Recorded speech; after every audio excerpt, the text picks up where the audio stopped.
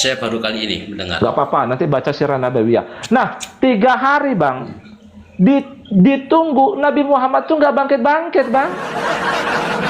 Karena Allah telah menetapkan atas Nabi Muhammadnya kematiannya. Almarhumnya udah ditetapkan. Mau ditunggu sampai sebulan juga nggak bakal bangkit. Betul nggak bang? Iya. Bisa nggak Allah Betul. mengembalikan nyawa yang diambil tadi? Tinggal baca aja ayatnya bang. Bisa bang. Iya. Bisa. Ini bang. Iya.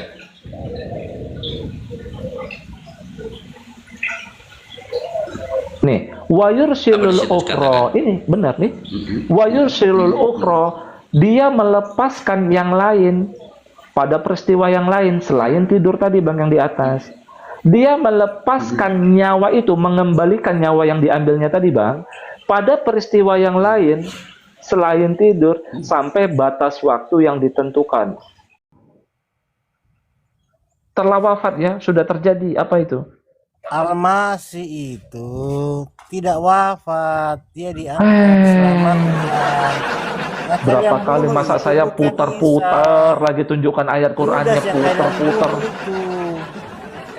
Masa saya tunjukkan ayat Qur'annya putar-putar lagi. Tidak dibunuh itu Isa. Walakum dan kamu tidak menyalibnya. Itu tidak disalib. Yang Habibana, itu, nih coba kamu ngerti bahasa Arab. Kamu ngerti bahasa Arab. Masa saya tunjuk ulang-ulang lagi teman-teman ini. Ya kamu baca ada ini. Isa itu tidak mati. Kami yang memuliakan Nabi Isa tidak seperti kalian. Siapa yang bilang dia itu telah wafat? Siapa yang bilang mati? Emang Isa almarhum kalian kayak itu, nabimu? dalam di jalan Habibana. Sebentar Habibana. Bagaimana? Nabi Muhammad udah wafat belum? Udah mati belum Nabi Muhammad? Sudah. Nabi Isa? Belum. Tapi sudah wafat. Belum mati dia. Siapa yang bilang dia udah mati? Al-Quran mengatakan dia telah wafat. Memang wafat sama mati sama artinya? Sama. Ya udah. Sama. Allah membedakan katanya dalam satu kalimat artinya beda. Kok sama? Dalam satu kalimat misalnya ada begini nih. Makan dan minum. Makan sama minum sama atau beda? Ya beda lah, kulu dan wasrabu. Satu kulu, satu wasrabu. Pak, satu wafat, satu maut kok kamu samakan? Saya tunjukkan ke kamu nih ya. Kamu macam-macam kamu samakan. Dan saya tunjukkan ke kamu nih. Dalam satu ayat, kata wafat dan kata maut Allah bedakan. Kenapa kamu nyamakan? Yang kamu salib itu Isa atau Isa? Ya dengarkan dulu, makanya kamu ya, pakai akal. Dulu, saya tanya dulu kamu. Saya tanya kamu dulu, yang kamu salib itu Isa atau muridnya Isa? Sabar ya. Kamu nyaman-nyaman ini kamu baca ya. Nah. Coba. Saya mau tanya dulu. Ini kamu, dibaca, ini ada kata tawafa ini betul. Isa atau muridnya Isa? Ya nanti kamu paham, kamu mengerti ayat ini, kamu pahamnya, kamu mengerti ayat ini. Coba. Ini ada kata tawafa, wafi kan? Betul nggak? Wafi. Betul nggak? Tawafa, betul? Allahu ya tawafa, betul? Iya. Di sini ada juga kata maut, betul? Wafat itu bahasa Arab. Dengarkan saya, Habibana. Di sini ada kata ini orang ini. Dengarkan Habibana. Habibana. Di sini ada kata wafat dan ada kata maut, betul? Allah membedakan keduanya, betul? Di sini kata tawafa ada. Artinya. Memanglah kamu ini. Turun, kalau botol-botol turun ya. Kalau orangnya keras-keras hati, turun. Sama artinya. Tadi kamu bilang, kalau ada dalam satu kalimat, ada kata yang berbeda, sama nggak maknanya? makan dan minum misalnya sama nggak? Kamu bilang beda, beda. Wasrabu, wakulu itu beda, artinya beda, beda. Saya tunjukkan ayatnya. Dalam satu ayat, kata wafat dan kata maut Allah pisahkan. Oh, sama, sama, sama, sama. Memang orang Islam ini memang sakit kepala saya lihat orang Islam ini. Sakit kepala saya lihat orang Islam ini memang, teman-teman. Aduh, sakit kepala saya ini lihat orang Islam. Tadi saya bertanya kepada dia, kalau ada kata yang berbeda dalam satu kalimat, sama nggak itu artinya? Misalnya makan dan minum, sama nggak itu? Beda, beda, beda, kata dia. Beda, kata dia. Oh ya, benar.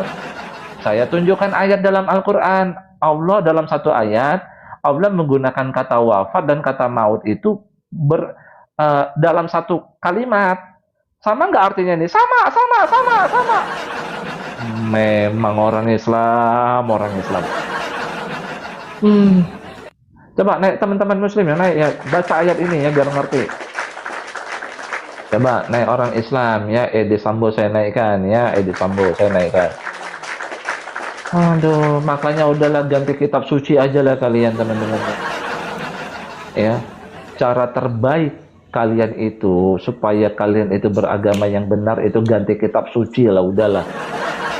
Ya, Edi Sambo. Assalamualaikum Bang Trud. Waalaikumsalam. Ya. Sehat Bang? Sehat. Pak Edi Sambo, kita sambung ya. Maut Bang. dan Apa wafat. kita bahas nih? Oke. Maut dan wafat. Wafat dan kata maut, Pak Edi Sambo. Ternyata Allah bedakan pengertiannya dalam Al-Quran. Dari mana saya tahu? Ya. Dari ada satu ayat Allah menggunakan dalam satu ayat kata maut dan kata wafat dalam satu ayat, artinya maknanya beda. Anda setuju atau tidak setuju? Sangat sependapat. Sependapat. Oke. Menurut Pak Edi Sambo, apa pengertian wafat dalam Al-Quran?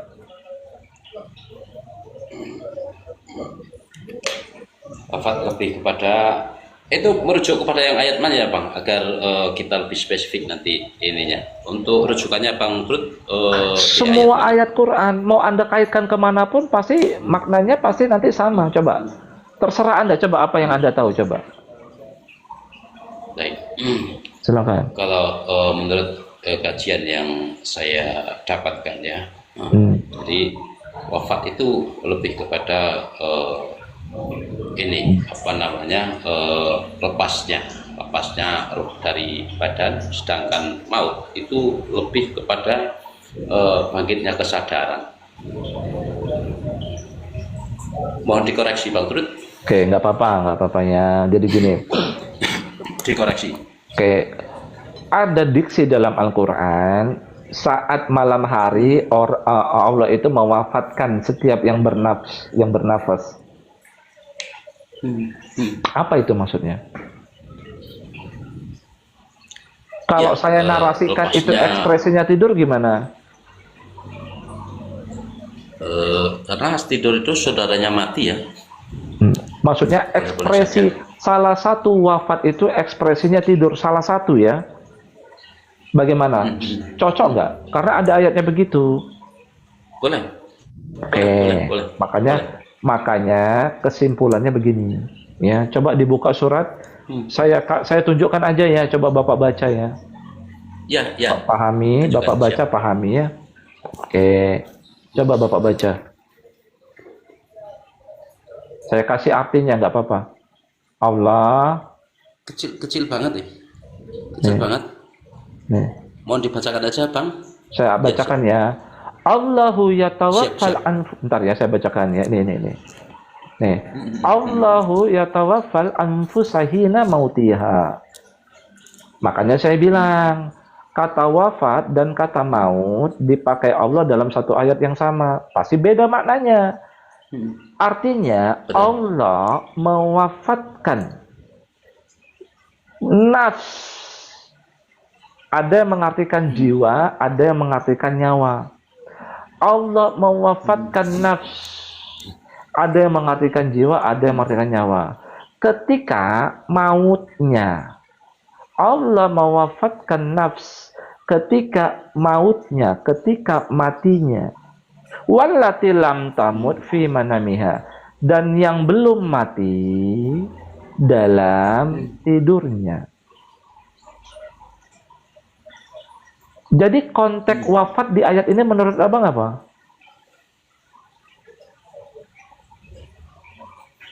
Cocok nggak kalau Allah mengambil nyawa? Hal ini. Allah mengambil kesadarannya, cocok nggak? Cocok nggak kalau saya artikan begini? Allah mengambil kesadaran setiap orang yang bernafas sewaktu mati dan yang belum mati dalam tidurnya, cocok nggak?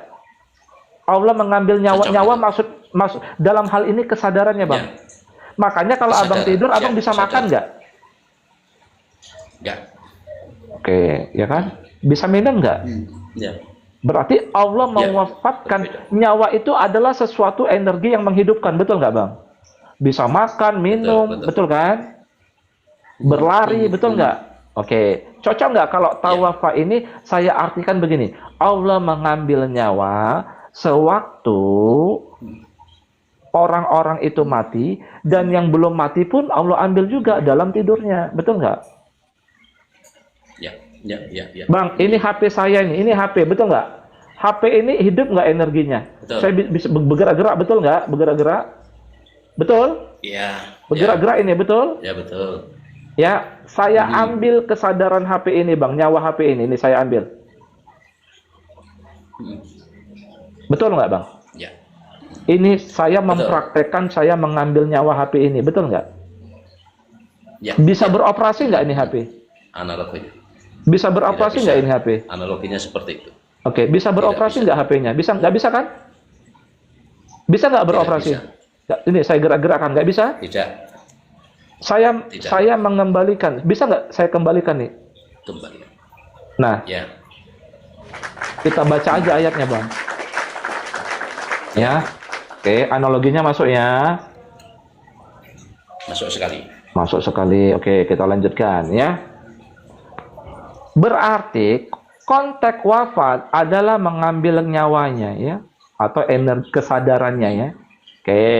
Energi kesadaran. Oke. Dan oke. Nah, kita baca petunjuk berikutnya. Fayumsikul lati qada 'alaihal maut.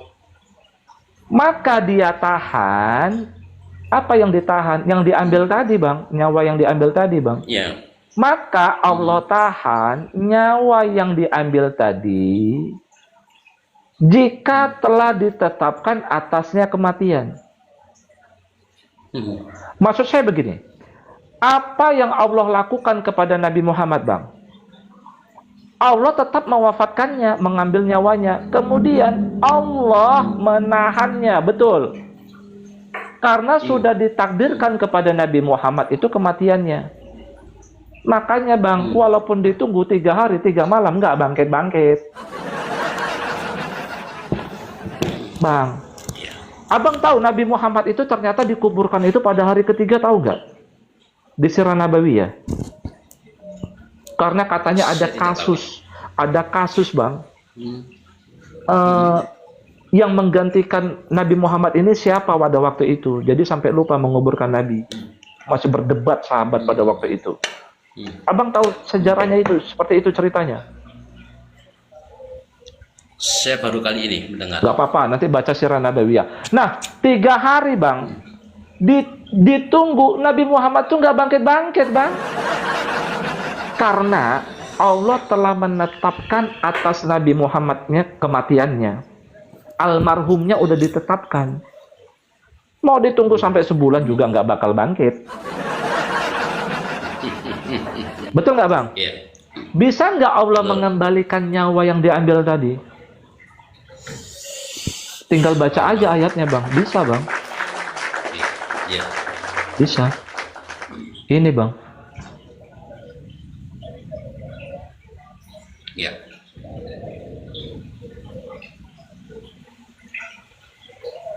Nih, Wa Apa di yursilul situ ukhra. dikatakan? Ini benar nih. Mm-mm. Wa yursilul ukhra. Dia melepaskan yang lain pada peristiwa yang lain selain tidur tadi bang yang di atas. Dia melepaskan nyawa itu, mengembalikan nyawa yang diambilnya tadi bang pada peristiwa yang lain selain tidur sampai batas waktu yang ditentukan. Jadi maksudnya saat Allah mengambil nyawa seseorang, mewafatkan seseorang bang, Allah dapat melakukan dua hal. Allah menakdirkan memautkannya, almarhumnya. Kedua, Allah dapat mengembalikannya dalam waktu tertentu. Sama seperti orang tidur. Sama seperti contoh begini bang. Badu manjat pohon kelapa. Badu terjatuh, pohon kelapanya tinggi. Badu terjatuh. Bek di bawah. Badu nggak bergerak. Dicek nafasnya nggak ada nih. Nafas ini dari hidung maksudnya. Denyut jantungnya nggak ada. Denyut nadi nggak ada. Diperiksa ke dokter, dibawa ke rumah sakit. Dicek alat canggih. Badu dinyatakan tewas. Dibuat surat kematian Badu. Badu dibawa pulang. Bang, ternyata orang tuanya itu mau dikembalikan ke kampungnya bang, jauh di Sipirok sana bang, pedalaman Sumatera sana. Ya, maaf orang Sipirok, maaf ya orang Sipirok ya. Nggak, Sipirok itu nggak pedalaman kok, nggak pedalaman. Jauh lah intinya jauh. Ya, nah Jauh. dibawa perjalanan 3 hari bang. Saat mau dikuburkan si Badu berdiri bang, berdiri Badu. Bisa nggak itu terjadi menurut ayat Quran?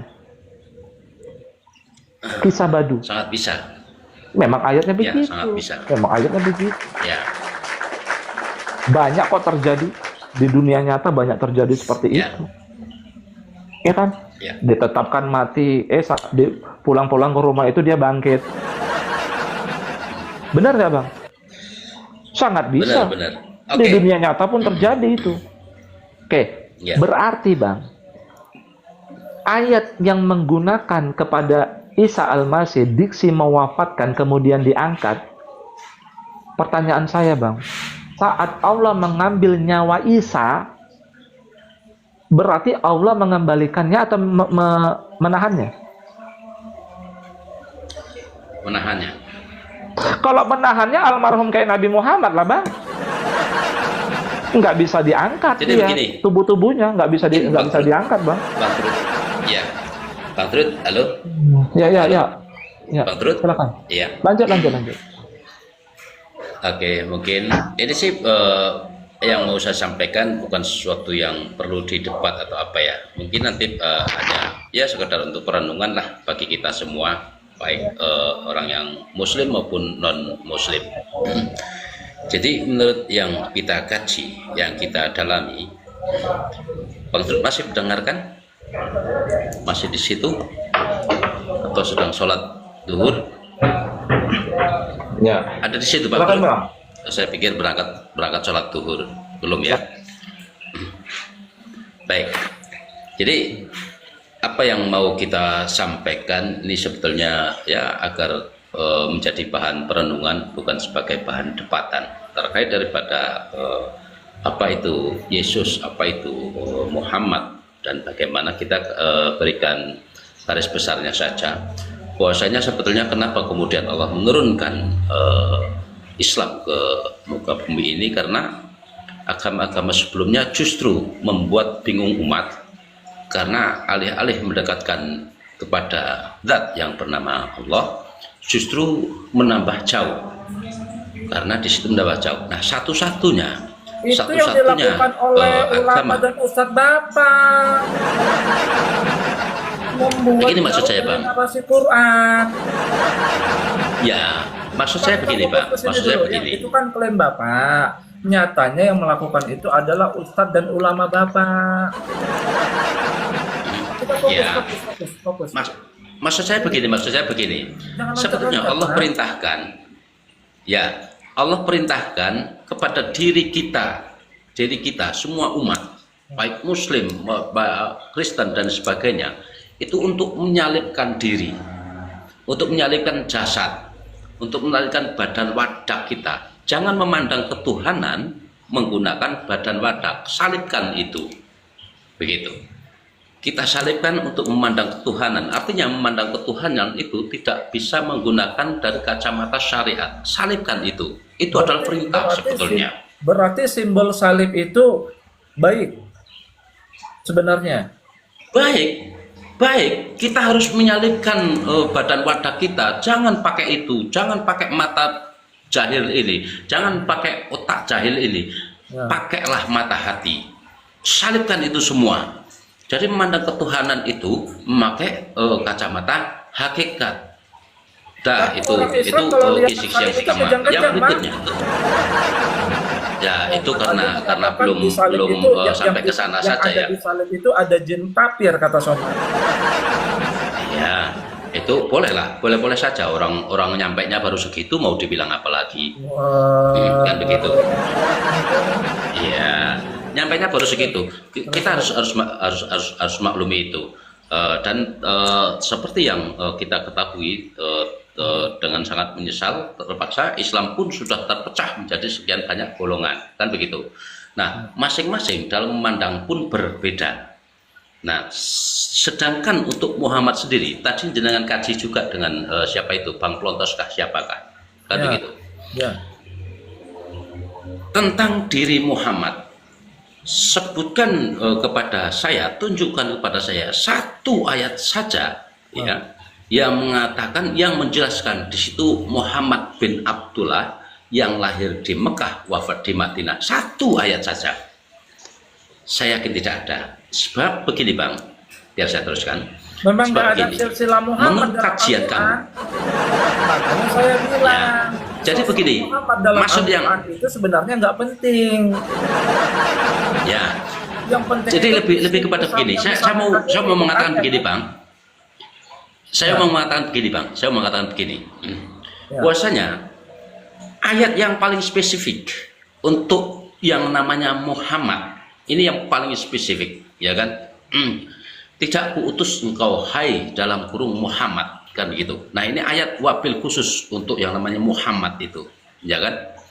Wa ma arsalnaka illa rahmatan lil alamin. Tidak kuutus engkau hai dalam kurung Muhammad kecuali ila, untuk membawa rahmat bagi sekalian alam. Kebanyakan umat pada hari ini memandangnya itu sebagai Muhammad yang lahir di Mekah, wafat di Madinah. Coba kalau kita pahami yang dimaksud Allah dalam kurung Muhammad adalah hati kita yang beriman, hati kita yang sudah mukmin, hati kita yang sudah betul-betul beriman, memahami ketuhanan, itu dipanggil dengan sebutan sayang, dengan sebutan mesra, dengan sebutan cinta sebagai Muhammad, maka layak. Sampai dengan hari ini Al-Quran harus menjadi pegangan kita. Kalau yang dimaksud Muhammad adalah Muhammad bin Abdullah yang sudah wafat 1500 tahun yang lalu, maka tidak ada kewajiban bagi kita untuk menjadikan Al-Quran ini sebagai pedoman, karena itu untuk Muhammad bin Abdullah yang sudah wafat. Tapi kalau kita memahaminya Muhammad adalah hati kita yang sudah beriman, dipanggil dengan sebutan sayang sebagai Muhammad oleh Allah, maka layak kemudian Al-Quran terus menjadi pegangan kita, menjadi pedoman kita sebagai hati yang Muhammad, agar layak kemudian disebut sebagai umat Muhammad. Terkait daripada Isa, nah tadi juga disebutkan, dibahas juga sebagai Isa. Itu tadi Muhammad, sekarang Isa. Isa adalah menurut kami bukan sebagai sosok, tapi sebagai sebuah kedudukan, sebuah makom. Nah, Isa yang dibangkitkan kemudian akan dibangkitkan, bukan akan, dan ini sedang terus dibangkitkan. Siapa itu Isa? Isa adalah orang-orang yang sudah memahami keilahian untuk membangkitkan kesadaran-kesadaran orang-orang yang masih tetap duduk di syariat, masih hanya memandang ketuhanan dengan kacamata satu saja, yaitu kacamata syariat. Itulah yang kemudian disebut sebagai kaum-kaum Dajjal. Maka Isa akan membunuh para Dajjal, maksudnya untuk membunuh faham-faham para kaum-kaum yang masih duduk di syariat. Begitu kira-kira Bang. Iya, gini. Hmm. Berarti Bapak memahami, nggak apa-apa. Berarti Bapak memahami, Ya, ya. Hmm. nggak apa-apa ya. Jadi gini Pak, ayat Quran itu, tadi kan udah kita buktikan, Allah menggunakan kata wafat dan kata maut itu dua hal yang berbeda. Wafat itu konteksnya mengambil nyawa, Hmm. ya kan? Oke. Hmm. Kalau Bapak bilang saat Allah mewafatkan Al-Masih setelah itu mengangkatnya, berarti klaim orang yang ingin membunuhnya itu berhasil, Pak. Padahal Allah membantahnya. Mereka tidak berhasil membunuhnya. Kan begitu. Tadi Bapak bilang saat mau kan begini ayatnya, ini mutawafika wa rafiuka ilayya. Hmm. Sesungguhnya aku mewafatkanmu. Konteksnya nyawanya diambil itu, nyawanya Al-Masih itu diambil. Kemudian terus diangkat dia, ya kan? Nah, tadi saya sudah sebutkan, ternyata mewafatkan itu konteksnya mengambil nyawa. Saat Allah mengambil nyawa, Allah dapat melakukan dua hal. Menahannya berarti maut almarhum. Kemudian Allah dapat mengembalikannya. Nah, Bapak saya tanya, kalau apa yang terjadi pada Isa saat Allah mewafatkannya? Menahan yang menjadikan dia almarhum atau mengembalikannya? Bapak jawab menahan. Kalau ternyata dia Allah menahannya, berarti Isa sudah almarhum, maka benarlah klaim mereka yang ingin membunuhnya, Pak.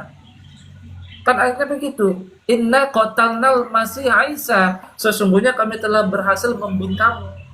Kata orang Bani Israel yang menolaknya.